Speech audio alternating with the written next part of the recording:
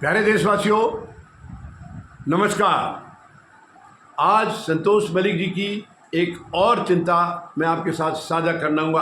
हालांकि देखा जाए तो वो एक अच्छा डेवलपमेंट लग रहा है। ये संतोष मलिक जी ने कहा है। संतोष मलिक जी आपके अपने मतदाता जागृति संगठन की राष्ट्रीय अध्यक्षा हैं और हाल में जो डेवलपमेंट हुए हैं उनके ऊपर उनकी कड़ी नज़र है। जो डेवलपमेंट हुए हैं, आपको पता है SIR की जो प्रक्रिया चल रही है बिहार में, उसके खिलाफ पूरे देश में माहौल ऐसा बना है कि ये सही नहीं है, ये चुनाव आयोग गलत करा रहा है, ऐसा माहौल बना है। विपक्षी नेताओं ने भी खूब जोर देकर कहा है। आए दिन संसद में भी इसका विरोध हो रहा है, बिहार में खूब हो रहा है और भी कई जगह हो रहा है, दिल्ली में भी हुआ है। माननीय सर्वोच्च न्यायालय में भी इसकी सुनवाई चल रही है। कई सुनवाई हो चुकी हैं और 22 अगस्त को फिर से है। एक किस्म से अभी जो पिछली सुनवाई हुई है 12, 13, 14 अगस्त को, तो 14 अगस्त को माननीय सर्वोच्च न्यायालय ने जो इशारा किया है, जो आदेश चुनाव आयोग को दिया है, उससे कुछ राहत मिलती नज़र आ रही है। उससे ऐसा लग रहा है कि शायद SIR प्रक्रिया पर या तो रोक लग सकती है या फिर इसको बहुत ही जेन्युइन तरीके से कराने का आदेश चुनाव आयोग को दिया जाएगा, ऐसा इशारा मिल चुका है। क्योंकि कुछ आदेश जो दिए हैं, इंटरिम आदेश जो दिए हैं 14 अगस्त को, वो काफ़ी सकारात्मक लग रहे हैं। जो कि पहले एक बार ऐसा लगने लग गया था कि माननीय सर्वोच्च न्यायालय शायद चुनाव आयोग के इस प्रक्रिया को सही ठहरा रहा है। लेकिन 14 अगस्त को जो फैसला आया है, उससे एक राहत भरी खबर थी विपक्ष के लिए भी और SIR प्रक्रिया के खिलाफ जो मुहिम चल रही है। अब आज रविवार 17 अगस्त को चुनाव आयोग 3 बजे प्रेस कॉन्फ्रेंस कर रहा है और ये मुख्य चुनाव आयुक्त ज्ञानेश कुमार जो हैं, जो राजीव कुमार के बाद इन्होंने मतलब शपथ ग्रहण ली थी, ये पद ग्रहण किया था, वो आज प्रेस कॉन्फ्रेंस कर रहे हैं और उनकी पहली प्रेस कॉन्फ्रेंस है ये। दोनों चुनाव आयुक्त भी इसमें शामिल रहेंगे। और उधर से बिहार में आज से ही राहुल गांधी भी एक अपनी 16 दिन की एक यात्रा शुरू कर रहे हैं, वोट अधिकार यात्रा, वो भी आज से शुरू कर रहे हैं। तो अब ये देखना है, हालांकि लग तो यही रहा है कि ये जो प्रेस कॉन्फ्रेंस चुनाव आयोग कर रहा है, शायद ये इसी दबाव में है माननीय सर्वोच्च न्यायालय से जो फैसला आया है। क्योंकि पहले तो चुनाव आयोग को लग रहा था कि इनको कोई रोकने वाला है ही नहीं, ये जो मर्जी करेंगे। तो इन्होंने, क्योंकि अभी तक ये SIR प्रक्रिया शुरू की गई और बीच में जो भी डेवलपमेंट हुआ है, राहुल गांधी ने इनके जो 2024 के लोकसभा चुनाव पर सवाल उठाए, किसी पर भी चुनाव आयोग ने प्रेस कॉन्फ्रेंस नहीं की, जो कि करनी चाहिए थी। लेकिन आज वो शायद मजबूर हुआ है, ऐसा लग रहा है। चुनाव आयोग आज मजबूर हुआ है क्योंकि उधर राहुल गांधी का 16 दिन का जो ये वोट अधिकार यात्रा जो उनकी शुरू हो रही है, ये कार्यक्रम जो शुरू हो रहा है, शायद उसमें वो जा करके देखिए, वो तो इसमें तो ये तो एक स्वाभाविक है कि वो क्या बताएंगे वहाँ पर। वो तो यही बताएंगे कि आपके अधिकार का मिसयूज किया जा रहा है, आपके अधिकार को छीना जा रहा है, यही बताएंगे राहुल गांधी। क्योंकि जो विरोध चल रहा है और वोटों में धांधली वो जो बता रहे हैं, जो कर्नाटका की एक विधानसभा सीट, लोकसभा चुनाव के अंदर एक लोकसभा सीट के नीचे एक विधानसभा का जो उन्होंने प्रेस कॉन्फ्रेंस करके नतीजे दिखाए थे और उसमें 1,02,50 वोट फर्जी बताए थे, उसके बाद से चुनाव आयोग दबाव में तो है। तो क्या इस 3 बजे जो प्रेस कॉन्फ्रेंस करेंगे, क्या चुनाव आयोग उनका क्लैरिफिकेशन देंगे कि वो जाली थे वोट या इनको गलतफहमी हुई है? अगर इनको गलतफहमी हुई है तो वो जो राहुल गांधी ने प्रक्रिया सारी की है वो कैसे गलत हो सकती है? वो तो सारा सबूत दिखाया। खैर, अब 3 बजे ये क्या बताएंगे। और उधर उन्होंने अपनी यात्रा आज से शुरू करनी है। वो पहले रैली करेंगे और उसके बाद वो यात्रा शुरू करेंगे, जो कि 1 सितंबर तक ये यात्रा रहेगी। 1 सितंबर को पटना में आकर के यात्रा ये ख़त्म होगी।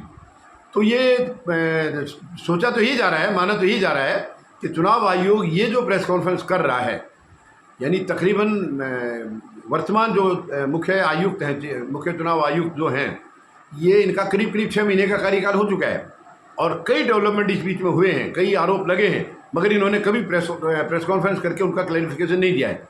आज शायद ये मजबूर हुए हैं क्योंकि दबाव बहुत ज़्यादा बढ़ गया माननीय सर्वोच्च न्यायालय की तरफ से भी, और विपक्ष का तो लगातार है। विपक्ष की एक्चुअली ये परवाह नहीं कर रहे थे, लेकिन इनको माननीय सर्वोच्च न्यायालय से जब कोई हेल्प नहीं मिली है, मदद नहीं मिली है, तो शायद ये मजबूर हुआ है। लेकिन अब सवाल ये है कि मुख्य चुनाव आयुक्त जो प्रेस कॉन्फ्रेंस करेंगे, क्या उसमें जितनी शंकाएं थी उनको दूर कर पाएंगे? वो कैसे करेंगे? ये एक बहुत बड़ा मतलब चिंता का विषय है। राहुल गांधी ने जो सबूत दिखाए हैं वोट धांधली के, फर्जी वोटों के, उसको ये कैसे क्लियर कर पाएंगे। हालांकि अब देखिए उन्होंने क्या सोच के रखा है, क्या वो इनको जायज़ ठहराएंगे, क्या राहुल गांधी को ही गलत बताएंगे, या कोई और तिगड़म लेके आएंगे, ये कुछ कहा नहीं। क्योंकि देखिए चुनाव आयोग के ऊपर से एक किस्म से देश में भरोसा उठ चुका है। ये मैं कोई अपनी तरफ से नहीं कह रहा हूँ, ना मैं कोई आरोप लगा रहा हूँ, ये अखबारों में भी ये बातें आ रही हैं, जनता के बीच में भी ये बातें फैल रही हैं कि चुनाव आयोग की तरफ से भरोसा उठ गया है। क्योंकि चुनाव आयोग एक बहुत बड़ी संस्था है लोकतंत्र को बरकरार रखने के लिए, लोकतंत्र को मजबूत करने के लिए ये बहुत बड़ी संस्था है। क्योंकि लोकतंत्र का आधार है चुनाव, और चुनाव कराने की, निष्पक्ष चुनाव कराने की जिम्मेवारी है चुनाव आयोग की, जो कि पिछले काफ़ी लंबे समय से संदेह के घेरे में चल रही है।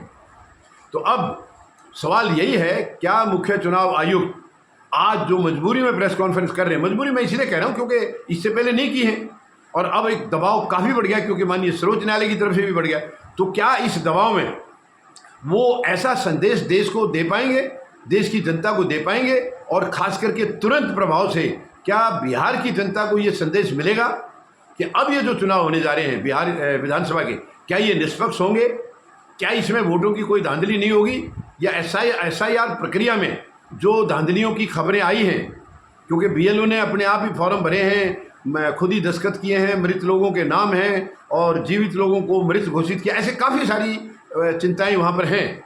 तो क्या ऐसा कोई संदेश अपनी तरफ से मुख्य चुनाव आयुक्त दे पाएंगे कि हम बिल्कुल निष्पक्ष काम करेंगे और हमारे ऊपर आप बिल्कुल संदेह मत करिए। क्योंकि अभी तक जो हुआ है उसकी सफाई कैसे देंगे, ये मेरे संतोष मलिक जी ने भी ये कहा है कि चुनाव आयोग क्या कह के सफाई देंगे, जिनके के सबूत दिए हैं उन्होंने, उसकी सफाई कैसे दे पाएंगे। लेकिन अब देखिए उनकी क्या रणनीति है। तो ये आज 3 बजे की प्रेस कॉन्फ्रेंस जो होगी उसके बाद ये तस्वीर साफ होगी कि जो आरोप विपक्ष की तरफ से लगातार लगाए जा रहे थे, और केवल लगाए नहीं जा रहे बल्कि उनके सबूत भी दिखाए गए हैं, तो उनको चुनाव आयोग किस तरीके से टैकल करेंगे, कैसे उनका जवाब देंगे, कैसे अपनी तस्वीर को साफ सुथरी बनाए रखने में कामयाब हो पाएंगे या नहीं हो पाएंगे, ये एक बहुत बड़ा सवाल है। तो आज इनकी प्रेस कॉन्फ्रेंस का इंतजार करते हैं।